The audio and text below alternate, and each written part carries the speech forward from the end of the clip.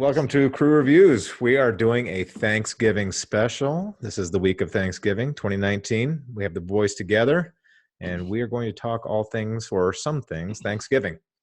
Gentlemen, today's topic, I'm going to throw this at you, is going to be what is a favorite Thanksgiving idea or memory, and maybe throw in a horror story that you might have experienced over the years.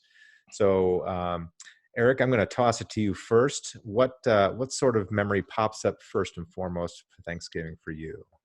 Yeah, pretty standard run of the mill. Our Thanksgivings, the thing which I think a lot of people end up doing is a lot of times Thanksgiving evening or afternoon we go catch a movie. Whatever the big movie is at the time, we'd go catch that. I don't really have any. The dog didn't ever steal the turkey, and mom never dropped a plate of all the food, anything crazy like that.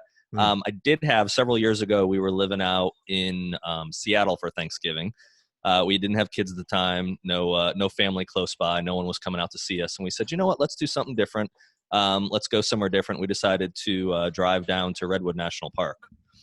Figured it'd be a beautiful, beautiful, trip, beautiful thing to see. And we actually had to, just with work schedules, we had to actually drive on Thanksgiving Day. Thought, not a problem. So we get down driving through Oregon, and we realized quickly, there's nothing open. Like maybe a gas station here and there, but there's nothing open. So, you're driving for hours and hours. We had a hotel booked for down there, Crescent City, California, but you want to stop and eat. So, where do you stop and have your Thanksgiving meal? Denny's, of course. That's about the only thing that's open is Denny's. So we get in there and we look at the menu, and of course they have a whiteboard there as you walk in. And guess what Denny's is serving? Turkey and gravy and potatoes. And I looked at the menu and I just said, I don't think I'm going for that for Thanksgiving dinner, not from Denny's. So I flip open the menu and I was like, Buffalo Wild Wings. Those sound pretty good right now. Yeah. So that was my Thanksgiving dinner that year. And I'll always remember what I had for Thanksgiving. And then of course going down to see Redwoods. They're just a phenomenal thing. So it was a great Thanksgiving memory, just not a standard one. Mr. Albanese. Wild Wings. Interesting, Eric. What's Christopher have to say about all this? So Thanksgivings, you're usually at my house, and it's usually friends and family always come, and usually get it catered. But nothing crazy ever happens. Always a good time. Everyone's drinking, eating, getting fat and silly and having fun. But it's always the day after that. For the last 5 years, Santa Claus comes to our house, and there's a gentleman in the area nearby who is Santa Claus. And we got friendly with him one year. It was actually during the summertime. His name is David Himes, and he was in IHOP, and we were having lunch at IHOP one day. And my son saw him. He's like, Daddy, Santa Claus is here. And the guy looks like Santa Claus. And I said, Logan. Yeah, I'm like, yeah, I think that's Santa Claus. And the guy went right into character. And he's like, Logan, come here. And he goes, guess what? I am Santa Claus.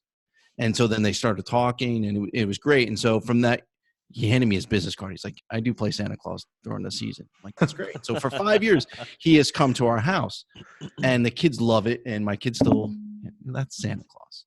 But the crazy thing is the day after last year, the day after Thanksgiving, my daughter had my iPad, and she said, hey, Siri, call Santa. Don't call Santa. Hold on. That's my phone. and so what happened is Siri FaceTime Santa, because I listed him as Santa in my contacts. Oh, beautiful. And all of a sudden I hear my daughter in the other room talking to Santa Claus. And I was like, what's going on? So I go in, and the guy was already enrolled. And he's talking to my daughter, and he's saying, it was great to see you, and you're on my good list, and the elves are getting ready and the guy was awesome. And I kid you not, every day from last year up until like this morning, Daddy, can I FaceTime Santa Claus? Oh, that's so sweet. It's fantastic. And the guy is great. And he's actually coming again. So I was really glad he's a good person, because what if he would have had 2 prostitutes and a line of cocaine? No, but so the cool thing is, so when he answered, behind him, we all have cool things behind us. It looked like a workshop, like Santa Claus's workshop. It was so bizarre. I'm like, wow. Dude, you went right into the role. He goes, yeah, it's kind of a thing. But that's a beautiful story, though.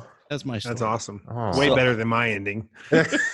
I will say I was in your car, 6 weeks ago. I was up at your house, and your daughter was in the back, and Daddy, you did mail the letter to Santa, right? Oh yeah, So, yeah. Listen, that's a big deal in my house because this guy still believes in Santa Claus. Oh, God bless her. Is there a guy That's behind awesome. you? You're pointing.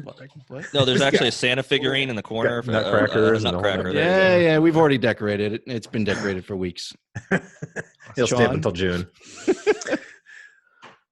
So it's tough to say favorite Thanksgiving memory because it's probably my favorite holiday. Well, Christmas is, but it's a close second. But years ago, when my kids were probably junior high age, my boys were junior high age. Grace was in high school. We went to Beverly Hills to stay with my sister, and all my family went. And we always have a big football game when it's here in my hometown. So we decided, hey, let's do this at this park down the hill in Beverly Hills. So we're in this park, and it's basically like a street that like circles around this big grassy area, and there's trees on either end.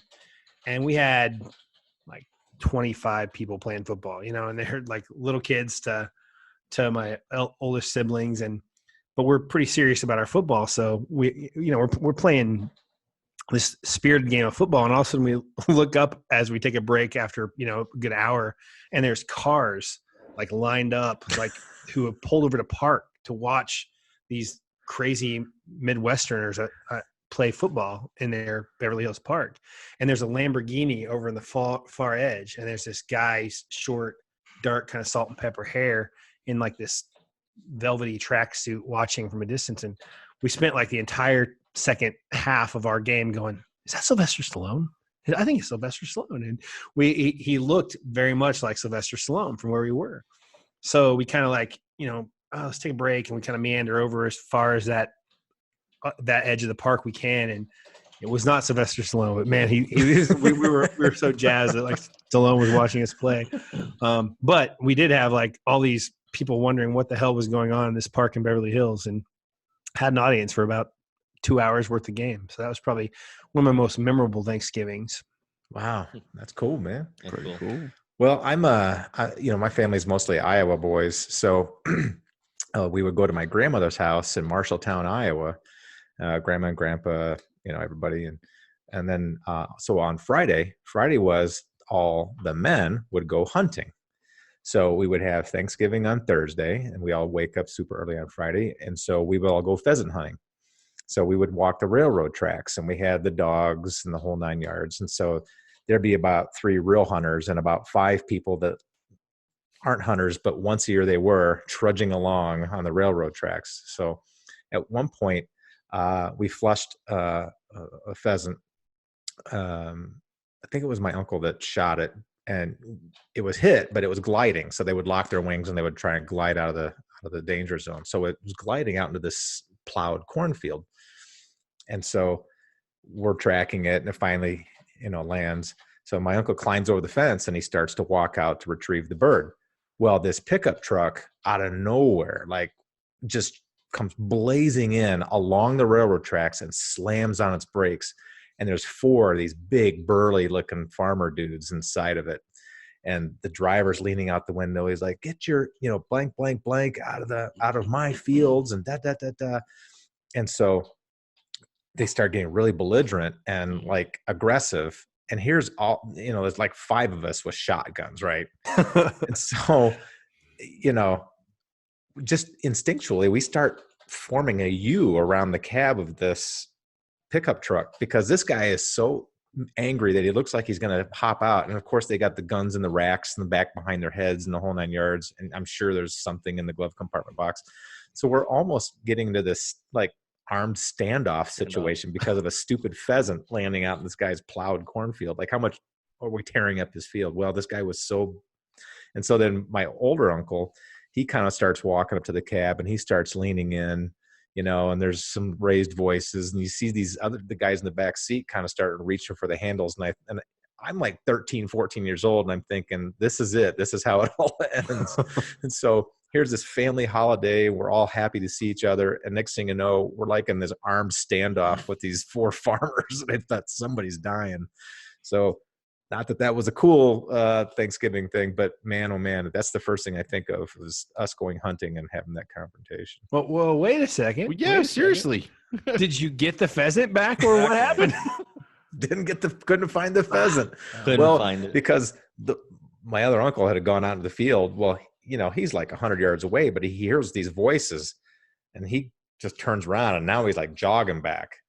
And, you know, he's got the big old, you know, Brunel shotgun and everything. We thought, oh man. And we're like, well, did you get the bird? He's like, no, I thought you guys were going to start shooting.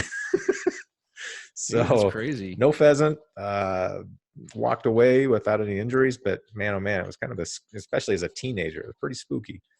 So anyway, that's my little Thanksgiving thing to finish off on. If the Pilgrims had only known what they would rot. Yeah. That was going to be an expensive pheasant. Anyway. Well, all right. Well, yeah. Happy Thanksgiving to everybody. It's a special time. Cheers to your family, friends. Happy Thanksgiving. Absolutely. See you soon. See you, folks.